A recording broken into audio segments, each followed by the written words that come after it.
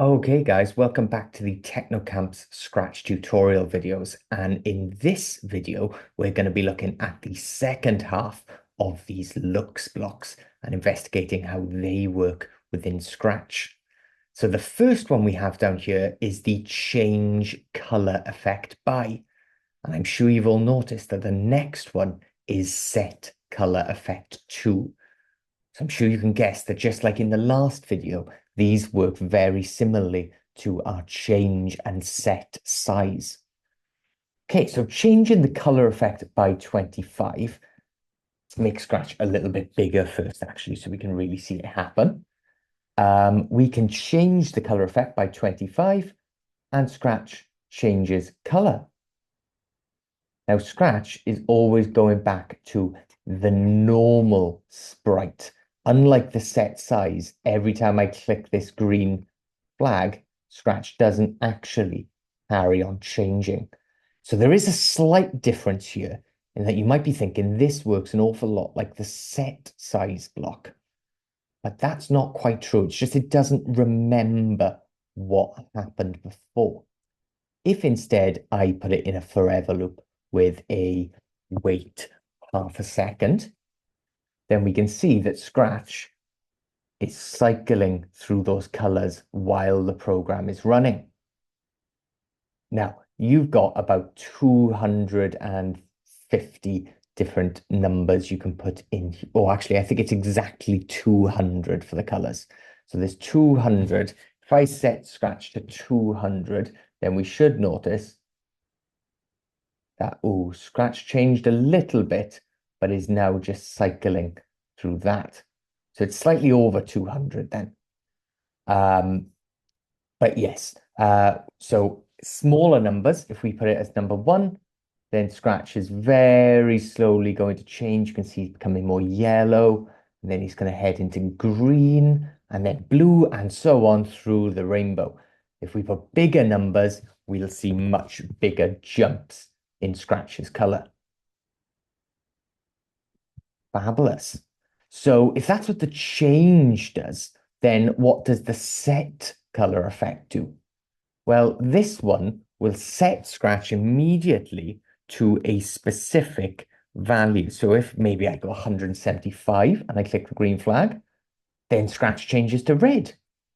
Well, if instead I put this inside my forever block, what's going to happen now?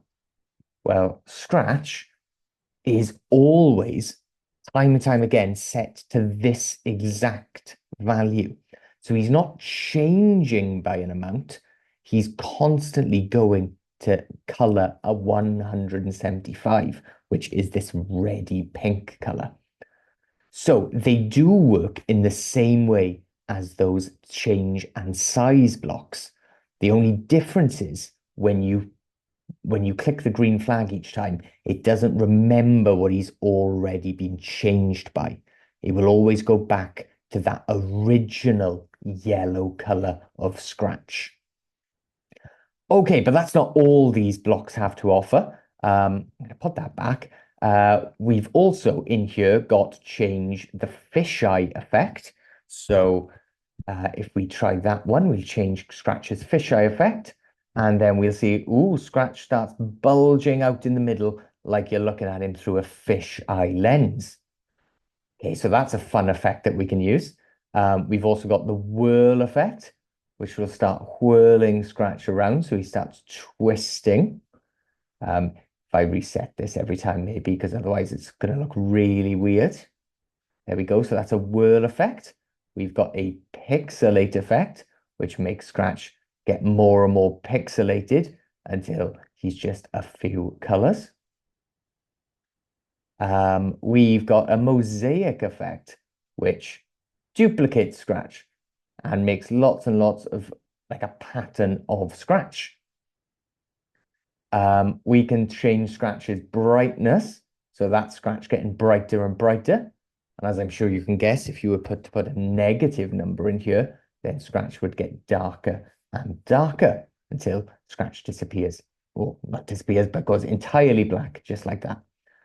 And there's also a ghost effect, which makes Scratch go transparent and makes him disappear off the screen. So we've got these 6 effects, or 7 effects, sorry, in both of these menus. So we can either change it slowly or set it to a specific value of those effects. So that is the change and set effect blocks. What I should have done there. Let's set Scratch's effects a second to 100 color. Maybe we'll set it to 50 fisheye. 50 fisheye. We'll add a 75 whirl, and so on. We don't need to do them all.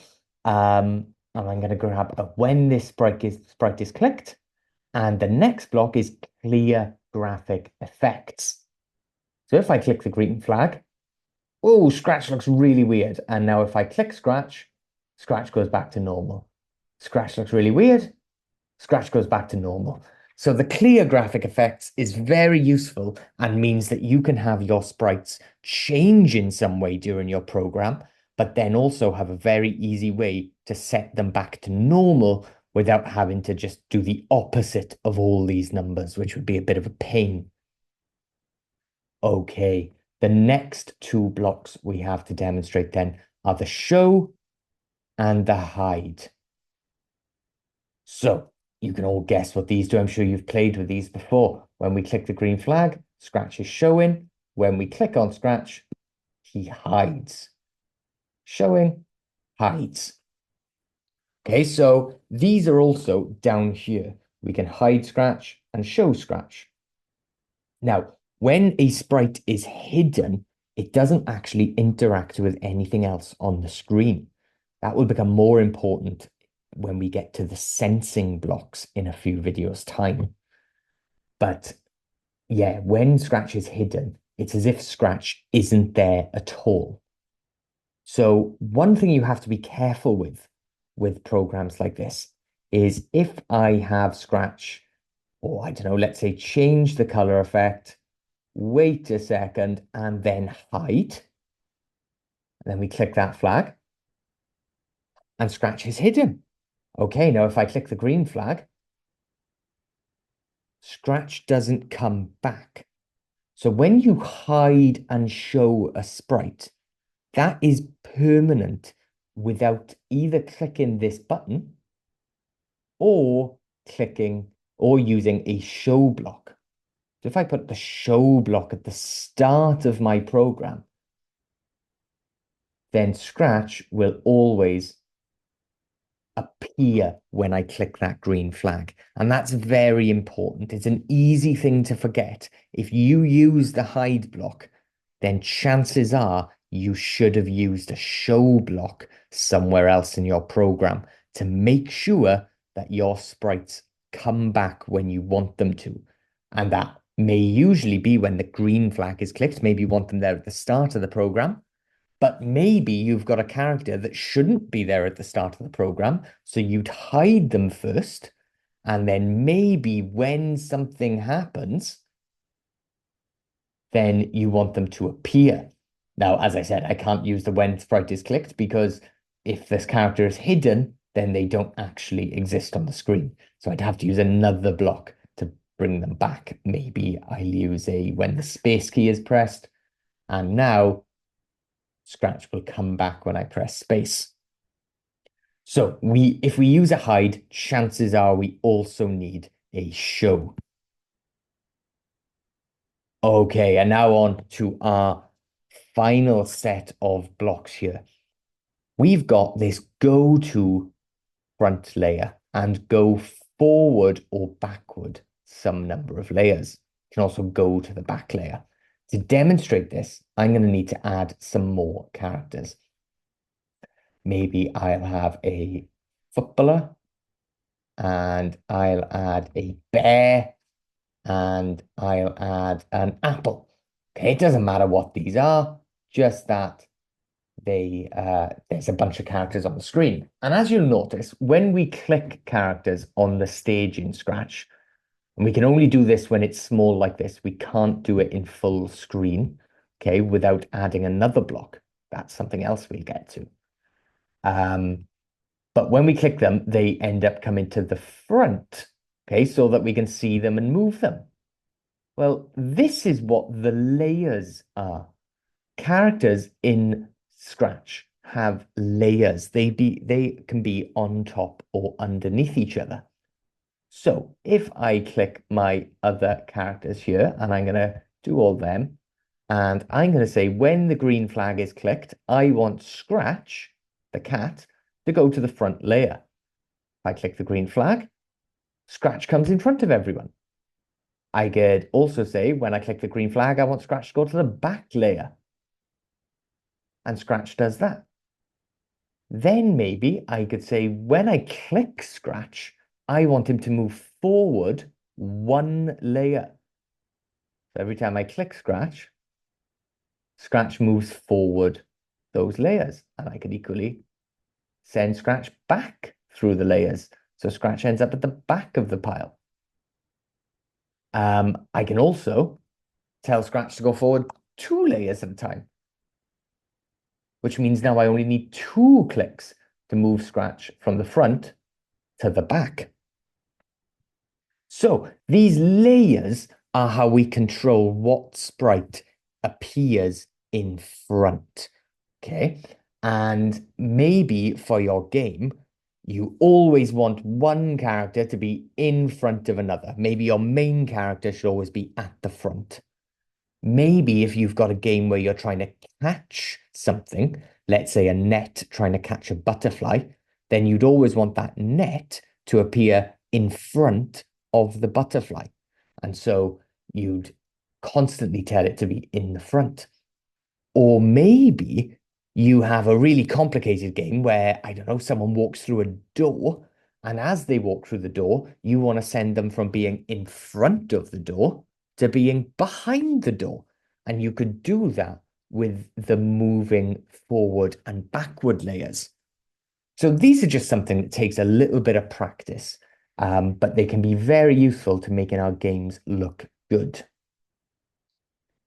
Okay, finally then, we have these three, and these three may look similar to what we did with the motion blocks last time, where we had X, Y, and direction. So these blocks are going to give us a number. So I'm going to delete these other sprites a sec. And remember, I've got 2 costumes for Scratch. I could even go back and add a third like I did earlier. So ooh, there Scratch was. We'll add a flying Scratch. So there's 3 costumes. Now, if I'll just get Scratch to say the number, to use this say block. So when the sprite is clicked, when the sprite is clicked, I want Scratch to go to the next costume, and I want him to say the costume number. Okay, so now every time I click Scratch, 1, 2, 3, 1, 2, 3. So this can be useful if we ever need to keep track of those costume numbers. Maybe we want something to happen when Scratch switches to a particular number costume. If Scratch is on costume number 3, Scratch should move up and down because Scratch is flying. If Scratch is costume number 2, Scratch should move quickly back and forth because he's running. If Scratch is costume number 1, he should move slowly back and forth because he's walking. So maybe that's what we'd want to happen. And we can also do this with the name. So if you prefer to work with the names of the costumes, Scratch will, you can also use this block with the name and check what name each costume has. We will go over these blocks again when we do the control blocks in a few videos' time, just so that we can see them working. But that is the purpose of that costume number. By the same token, I can use next backdrop and say the backdrop number. And if I do this, When Scratch is clicked, 1, 2, 1, 2, 1, 2. Scratch says the name of the background, the number of the background, and he can also say the name of the background. So that's very useful that we can keep track of those background names or costume names and numbers. And we will also, just to demonstrate, let's have Scratch change Scratch's size. I want Scratch to set his size to 100% at the start. And we'll get Scratch to say the size. And I'm sure you can guess what's going to happen when Scratch says the size. 110, 120, 130, 140. So again, it's just useful that we can keep track of this size number within other parts of our program. Okay, we can always know what size, what costume, or what background our character has. So these blocks let us set those values. So we could set Scratch to a particular background, set Scratch to a particular costume or particular size.